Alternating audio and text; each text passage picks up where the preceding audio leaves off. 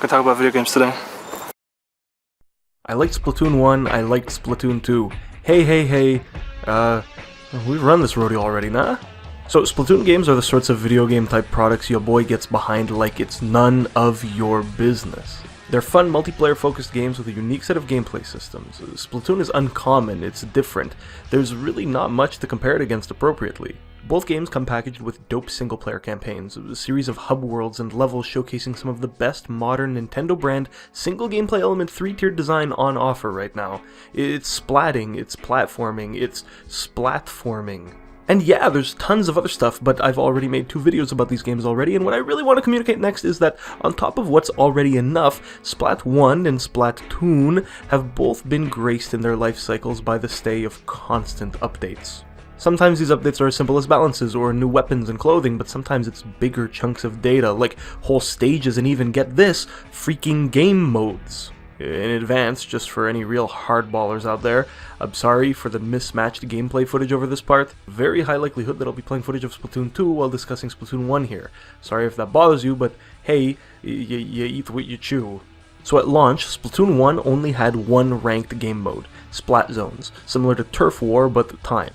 Soon after, the game was updated to include Tower Control, one of the most frantic and potentially quick to play out game modes. Rainmaker, a more strategic battle type with a heavier emphasis on cooperation and positioning between teammates, it was only launched after the end of Splatoon's first summer. More recently, Splatoon 2 has introduced a 4th ranked match type, Clam Blitz, and this is the reason we've gathered here today. Let me explain. So, the basics. In Clam Blitz, each team has a giant net close to their spawn. Throughout the stage, you'll find scattered around these clams, which, by the way, in case you couldn't tell, are supposed to look like footballs. So the objective for each team is to collect clam footballs, and make their way into the enemy base, and then throw them into the opposing team's net.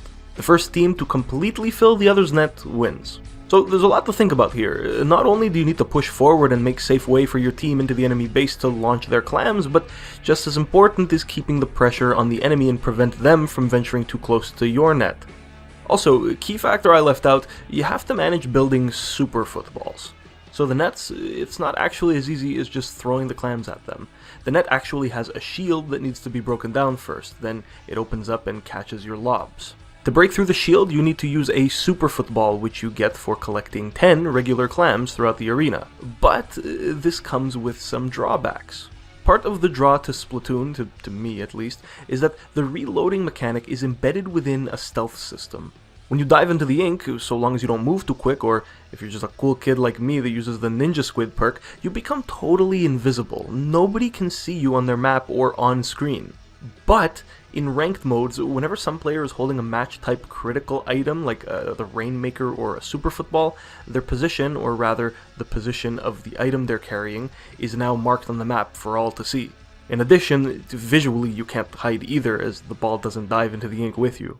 So all that being said, managing building super clams is important because as soon as you make one, you've got a target on your back and the enemy will see you coming from a mile away. So what you want to do is be more careful. One neat thing you can do is actually throw clams at other teammates for them to carry. So you can actually collaborate to sneak quietly into bases and then and only then share enough clams with each other to break the shield. If you're really good, you can even use the big target as a misdirection. Such is the case in this awesome play by the European team, the Back Squids, in the Splatoon 2 World Championships. They ended up losing this round anyways, but this is a sick play. So, 4 players, 3 of them get super clams. They're all now on the enemy team's radar, but they're all hanging back, playing defensively. The 4th member of their team is still in stealth, so he uses his special, which is the roller. It's basically a big invincibility shield that lets you move quickly. So he activates and starts hauling ass to the enemy base right in front of their net.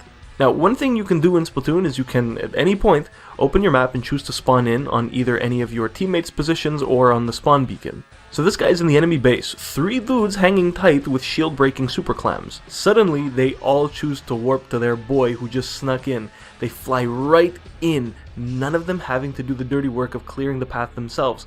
Bang! Land, they each throw their footballs before being killed, massive points, they instantly take the lead, absolutely amazing to watch.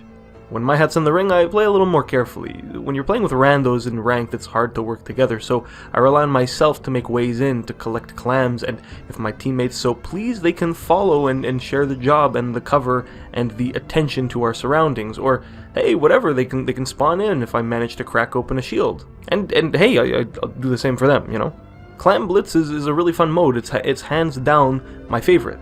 I'll be real, when I first started playing it, I was very confused as to how all this worked. But then when I realized how breaking the shield worked and how it's about covering your team as they make it to the base and then shooting up at this target, it clicked. I was like, oh yeah, I get this mode now. So it's basically just like it's like that one mode from, shit, what game am I thinking of? I could tell I played something just like this before. I could see the game in my head. I could see this first-person shooter gameplay with a mode almost identical to this. I could not remember anything about it. I couldn't place a finger on its name, on its character, if it even had any, not even on the console it played on. I knew for a fucking fact that I played this game before. This mode was so familiar. I knew I'd seen it in another game. I just couldn't come up with crap. So I kind of stopped thinking about it for a while, but in the process, I dug up some thoughts about Splatoon and first-person shooters.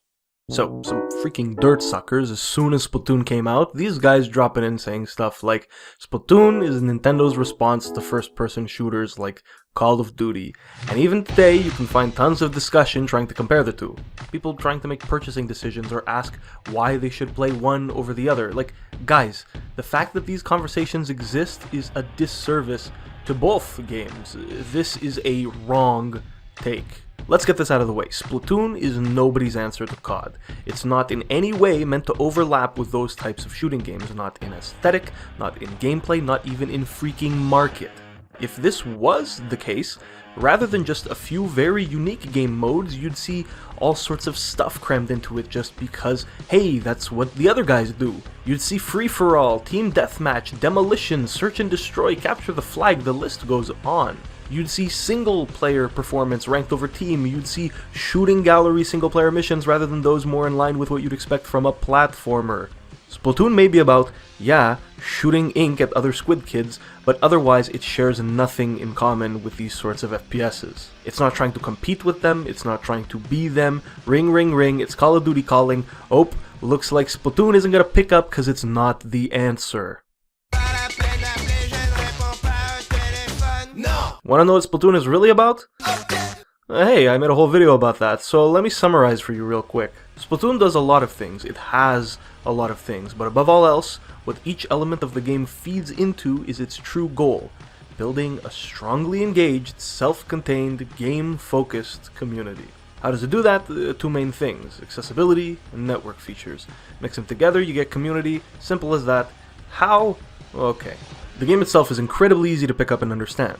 Put it this way, if you've never played a game before, do you think you could glean anything important from some footage of a game of like Battlefront or something? Nah, probably not. Splatoon though?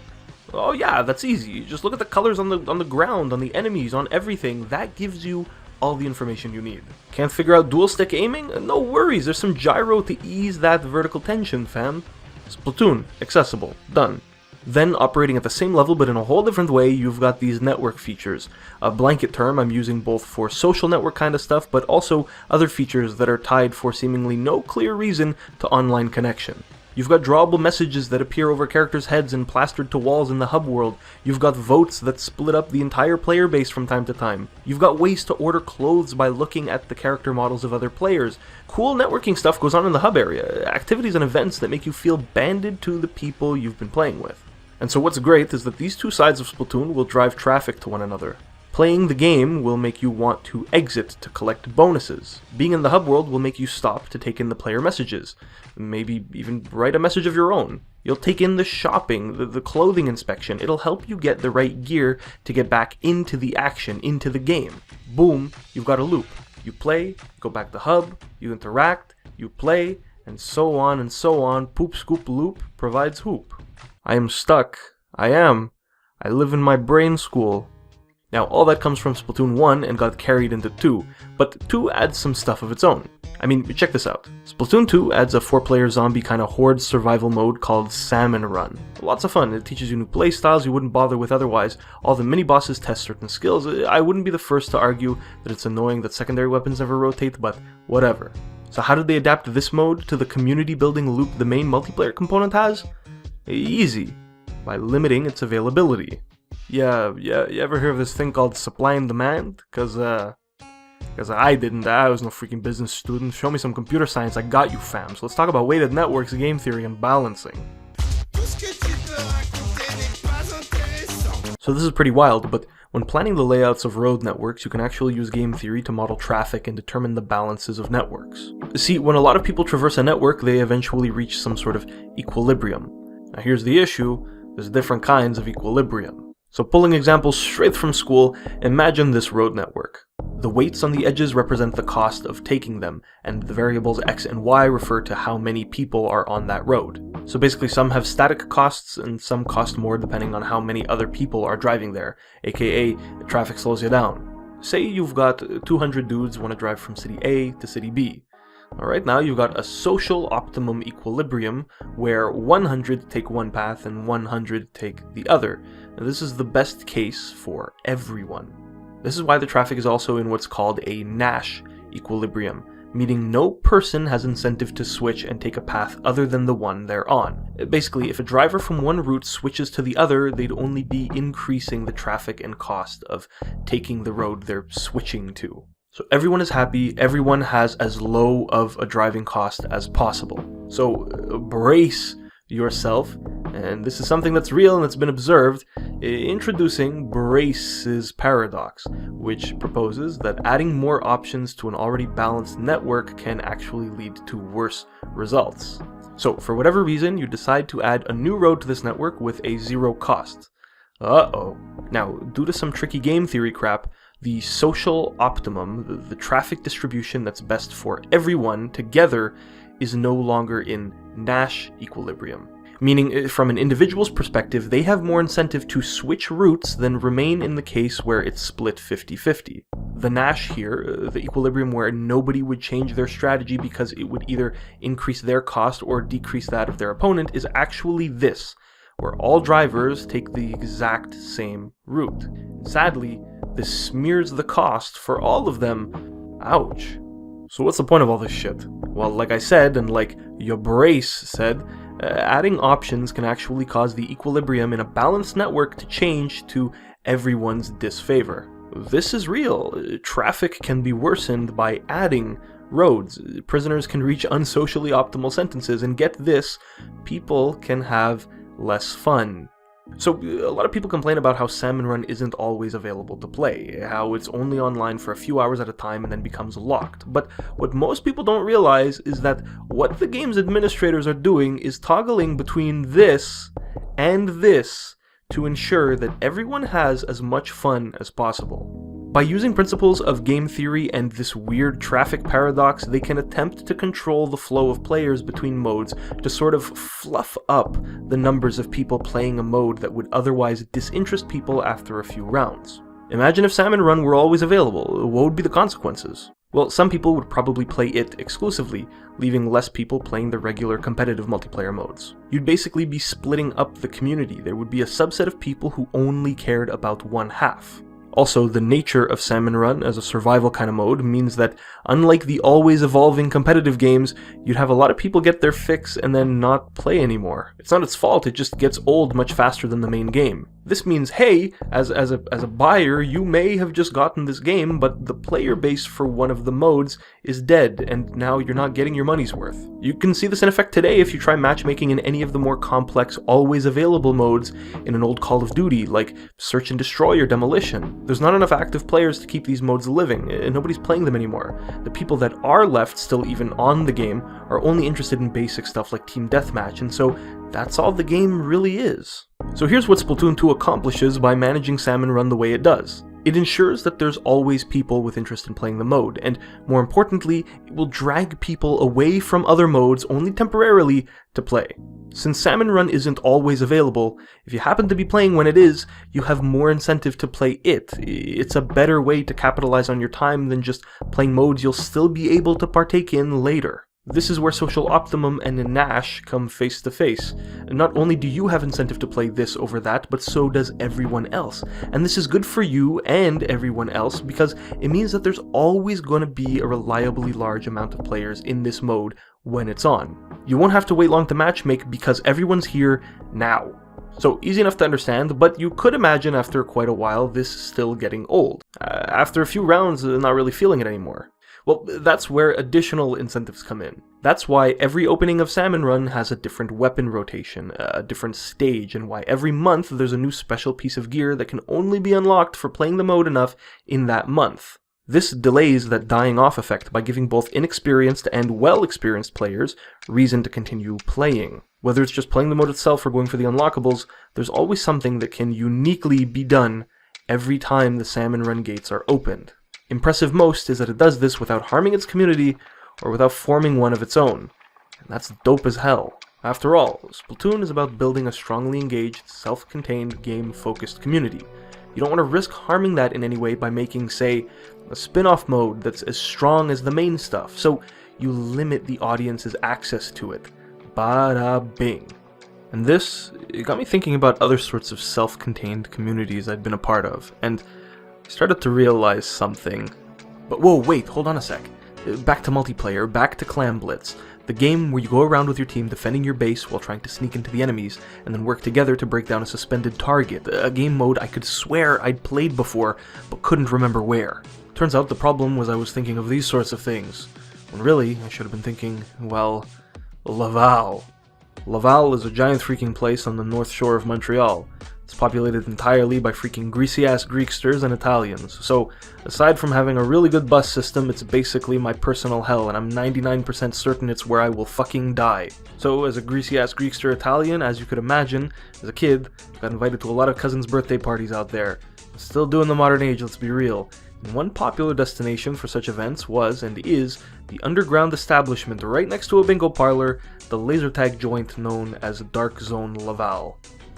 Shout out, I guess, by the way, for letting me film. So after hitting up your boy Brock, aka Kevin, aka BobbyBroccoli, aka Game of the Year 2017, aka Fake Scottish Hamish Black freaking wannabe, aka this cool guy who you should definitely check out his series of videos he made about Bill Nye and Bill Nye's entertainment career leading up to his Netflix show. Anyways, basically we went to DarkZone. We had a good time. See, the game I was imagining that whole time, the one I could swear was some sort of old first-person shooter, it wasn't just that, just an FPS. It was an actual FPS, as in I, the first person, was the character I was recalling and seeing images from the point of view of. Some context I think is cool to know. As I've learned, the laser tag industry is surprisingly big, and I guess it's pretty obvious once you start to think about it, but there are dealers who sell and license equipment and game management software for laser tag joints. Apparently there's some serious flexibility allotted to the purchasers as to how they'd like to set up their games, and that's why most laser tag places you've probably been to are always completely different. One of the components that DarkZone has that nobody else in town does is these base things. After some research, I believe what they're sporting are an older model of something called the Sirius Station. It's a small target with flashing lights surrounding it. In DarkZone, there are 3 of these around the field marking an enemy base, because there are always 3 teams at this place. Might as well mention it here. Sorry, by the way, if any of this footage is a little weird. It's the first time using the knockoff GoPro for something real. Also got dislodged at one point, so half the footage I expected to be able to use ended up just being of the ceiling, but listen, it's an A for effort, get out of here. The goal for each team is to gain points by either tagging enemies or destroying their opponent's bases, but since the bases are worth so much, those are pretty much your goal. Now, here's where things get neat and the game asks for serious cooperation between players. The base target has a shield represented by those LEDs surrounding it. Before becoming vulnerable, you need to fire at each one until they all turn off, then fire at the base itself until you hear a big explosion sound effect and you know you did it. But here's the catch. Only one player can attack the base at a time. That includes the whole destruction procedure, shooting all the surrounding lights, shooting the core. All that can only be done by one person at a time, and once they've done it once, they can't do it again for the rest of the game. It's kind of weird. It's like once one person has taken a shot at the shield, the base assault kind of belongs to them. Like if any other players shoot at it, nothing will happen, so they get locked in and have to complete it alone. Here's where the teamwork comes in. So while some players will stay at their base and defend it from the two teams of oncoming attackers, a few smaller groups will venture forward and try to find an opening into one of the enemy bases. If and once they get in, players have to take turns each destroying the base while the others defend them, switching every time it respawns, because by the way the base respawns after a few seconds after it's destroyed. And that's really the gist of it. This needlessly complex set of instructions that need to be followed to a T in order to destroy bases and win the game set the thing up to be hyper cooperative. Unlike other lasertag joints, cough cough Laser Quest on St. Catherine, you won't be able to make any sort of valuable contribution to your team if you just go off solo Ramboing it. This is more than just a deathmatch. There are three teams, 2 bases for you to try to destroy as many times as possible, and what you need in order to accomplish that is backup for yourself and to be backup for others. DarkZone's game is really cool. It almost makes up for its vomit-inducing website. Listen, it's freaking Laval, there had to be a turd hiding in the stack, come on. And now, hopefully, you can see how I was able to perceive similarities between this and Clam Blitz. You've got bases, you've got defense and stealthy offense. Once you make it into the base, you've got to blitz it as quick and coordinatedly as possible before leaving, and of course, the team with the most points by the end wins.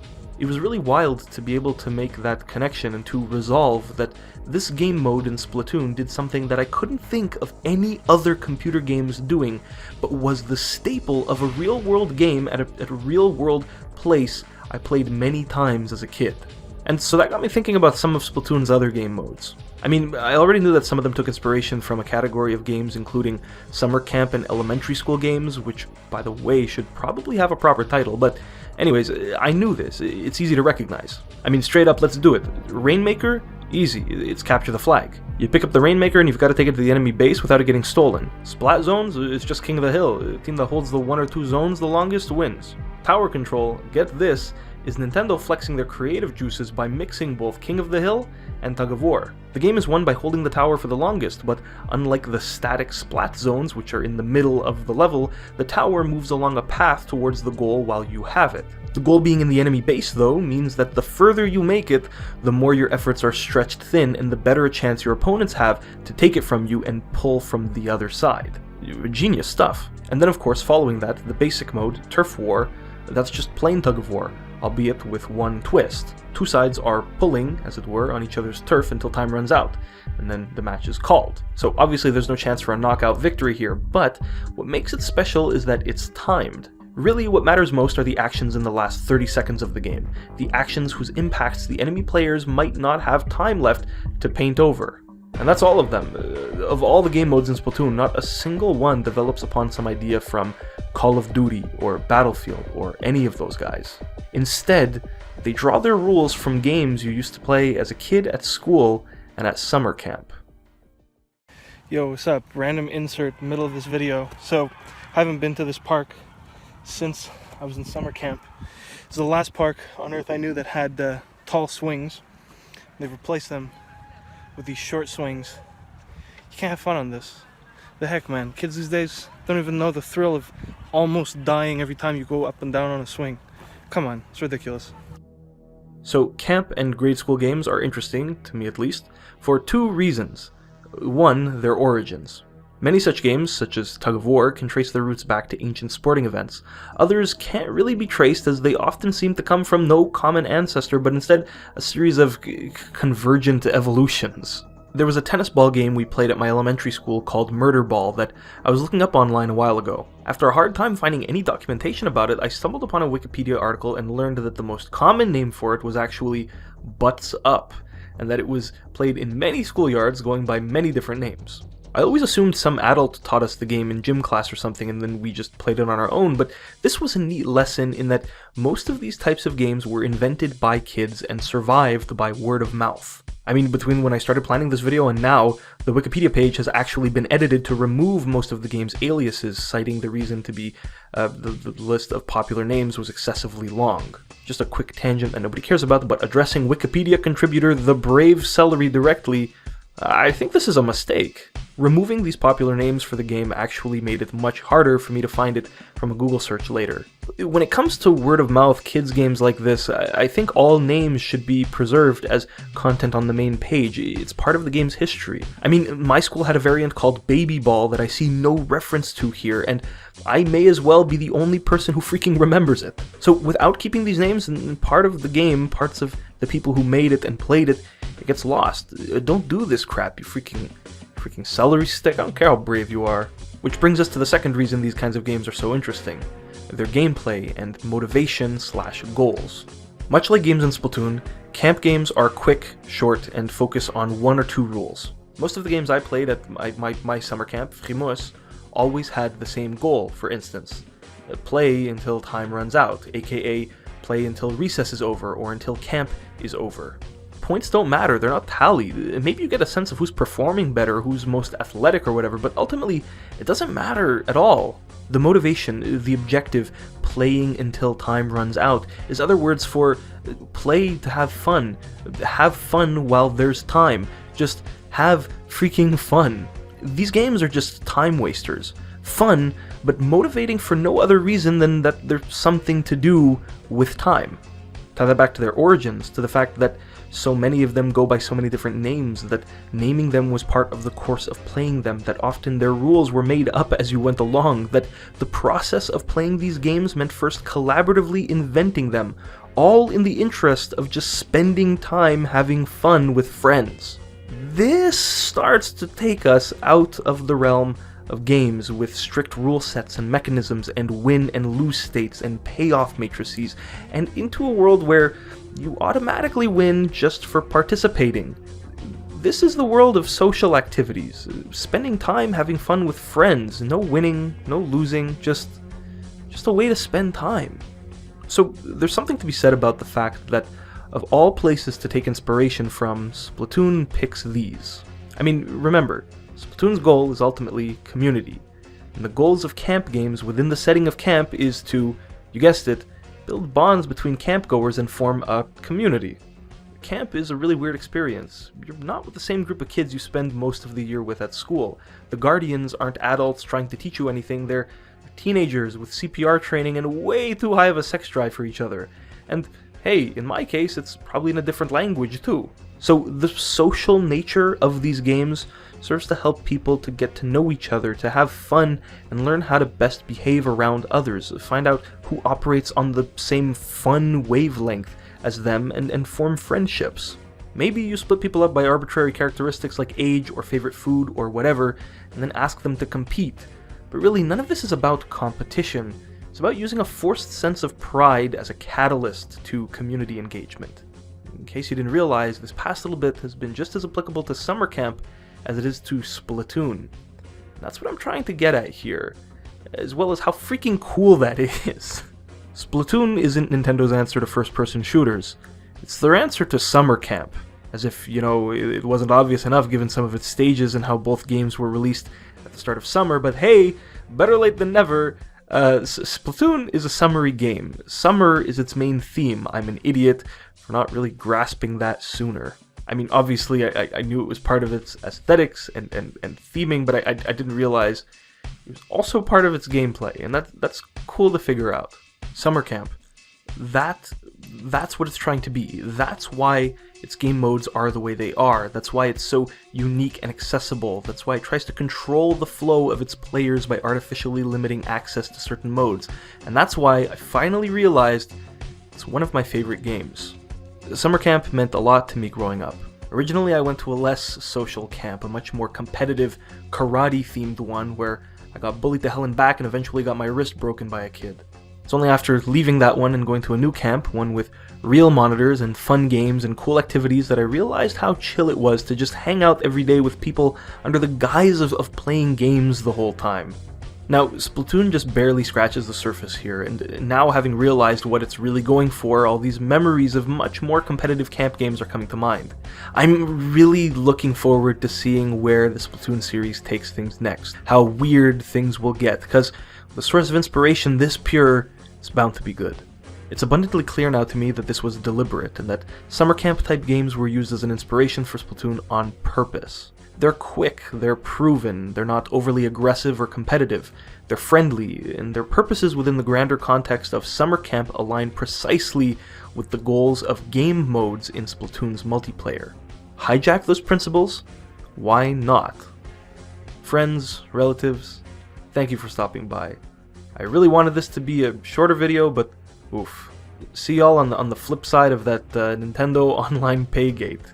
Life might get a bit rough for a bit out here on my end, so please be patient, but hopefully next time I'll see you guys, pour yourselves a nice cup of goddamn coffee. We're gonna rip it, we're gonna pick it, we're gonna kick it with Pikmin. Shout out to Nico, convinced me to fire on my best guns. I seem to remember his video on Resident Evil 6 being really good. LambHoot is in my opinion, firing on his best guns when it's Resident Evil, right, and when it is Pikmin. Right now. Oh yeah. Yeah. Anyways, thanks. Peace out, you damn socks.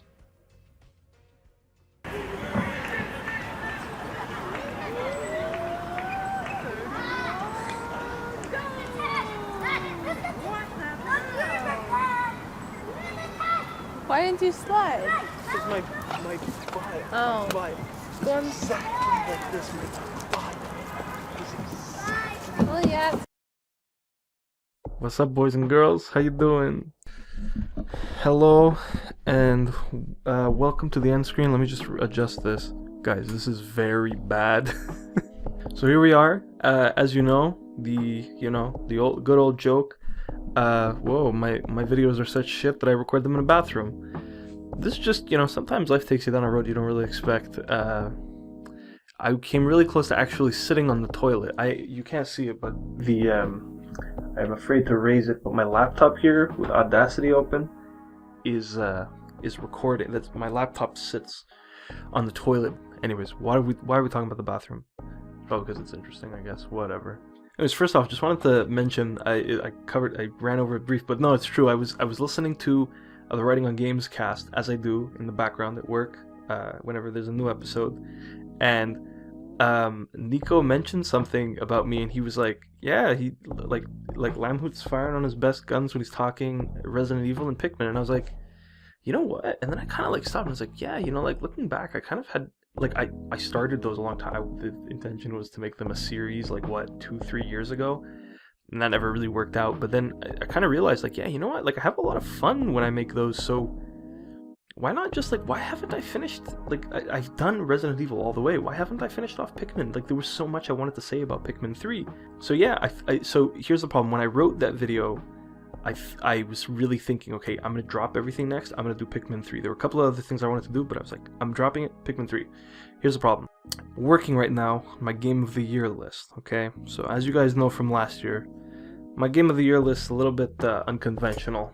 I already know a couple of titles that are making it on. I know that someone is making a particularly special appearance at the end, so long as he's okay with it. I have to ask him if well, not really an appearance, but it's a little bit complicated. I want to do something really goofy, but it might make someone feel very uncomfortable, so I want to get that greenlit first, Yeah, so I'm working. So the thing is, I have some very lofty goals for this year's Game of the Year list, and I think what I'm going to actually do is, instead of Pikmin, I'm going to start doing stuff for the Game of the Year list first, and then I'm going to try to have it done really, really early, and then I'll just schedule it for December, and then I'll start working on Pikmin. So what might end up happening is I might have 2 videos come out very, very quickly. One which is going to be done ahead of time, and one which is I'm going to upload it as I finish it. Whoa, sorry. So that's really so I just wanted to clarify that. So I'm not actually going to dive into Pikmin right away. I think I'm gonna figure out the rest of my Game of the Year stuff. By the way, Game of the Year this year, not that anybody cares, but it's in frame right now. Let's leave it at that. It's the bathroom. Pooping. Nothing is better than shit this year. So yeah, as far as other stuff goes, you know, it's kind of dark skies ahead for a couple of different reasons right now. So that's why I kind of left that little disclaimer at the end of the video. I don't really know what's happening at this moment. By the time this video is done, I probably will know. But it's a little bit, you know, security, it's kind of scary. Stability, it's kind of scary. Sometimes you expect things to be done by a certain point. By the way, not that this has anything to do with it, but it's actually my birthday today. I'm recording. Part of that too, you know, I kind of realized recently, like, I've been having a lot of fun just living.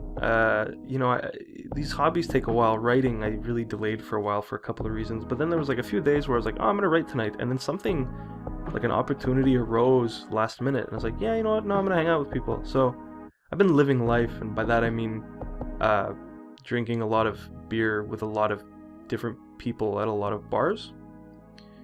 I don't think there's anything wrong with that. I actually really like it because I never got to do this in school because school was just traumatizing, to be honest. I'm not even joking. It was probably some of the worst times ever.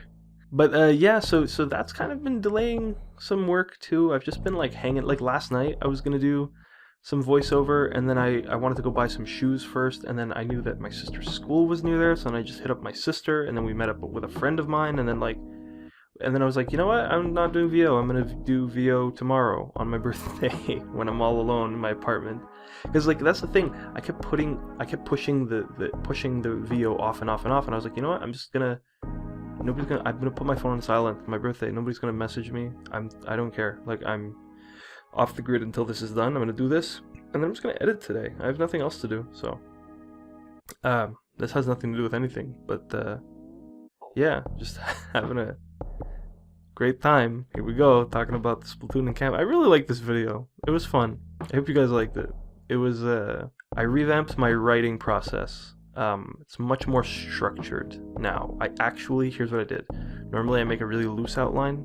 This time I made a fully fleshed out outline. My outline was 2 pages long, and then I started writing. I spent the whole day on the outline. So, but yeah, no, yeah, this it's a fun one. This has been bumbling around basically since I was at my old apartment, actually, before I moved, because that's when Clam Blitz came out, and I started playing it there, and that's when that whole thing happened where I knew it came from a game, but I couldn't remember what. But anyways, and with all that, it's time to thank my patrons who make videos like this possible, and also made it possible, for instance in this video, to purchase a knockoff GoPro, which actually you would have seen used in the last video I did on motion controls, but to be fair, I actually recorded this first, so yeah, so technically this is the first footage I ever recorded with the it's not a GoPro, it's called an Ape Man. It's pretty good. So I have plans to purchase additional things in the future as the investment in my content continues, which, by the way, thank you. I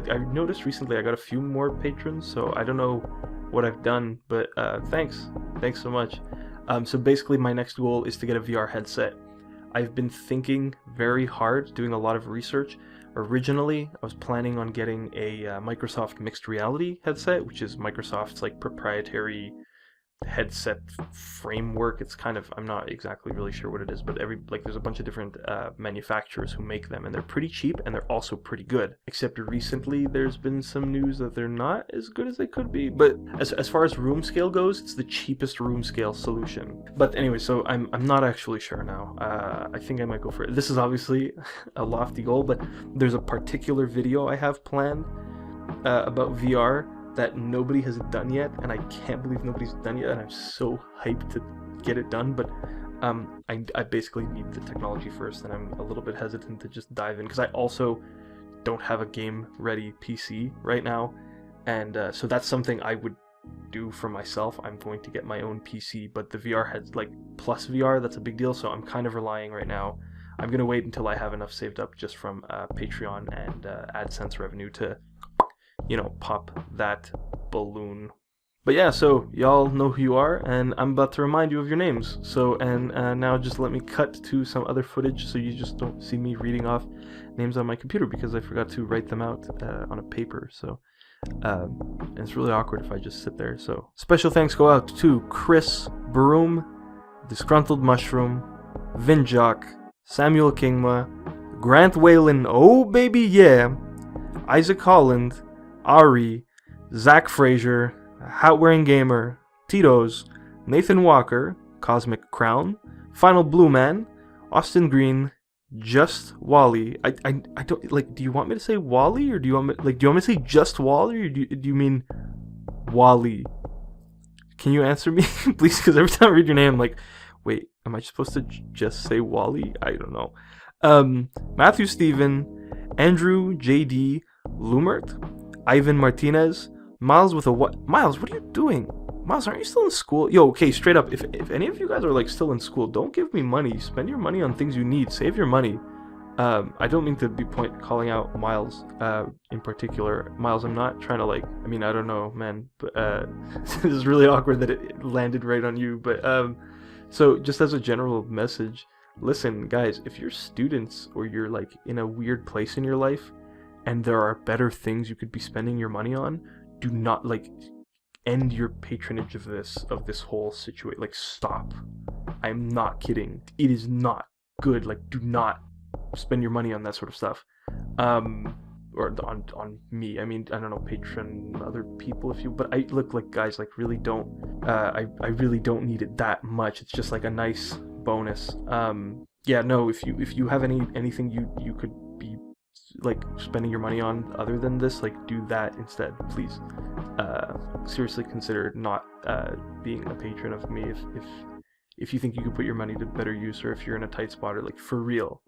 If you are in school, stop it. Like, I am not kidding. Anyways, so I'd also like to thank Glenn Strawn and the Moncast. That's funny. So that's been that.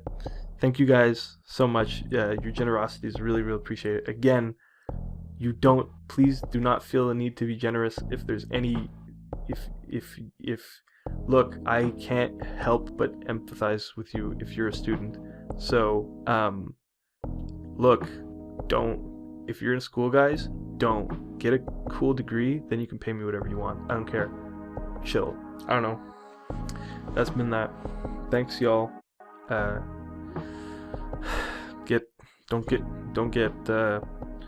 Don't get cramped on with your camp on. That sounds like I'm saying something else, but I'm saying camp on. Oof. Okay, you know what? I need to stop. Good night. Did you know that all of my videos are shit because I record them in a bathroom? My laptop's literally on the toilet right now.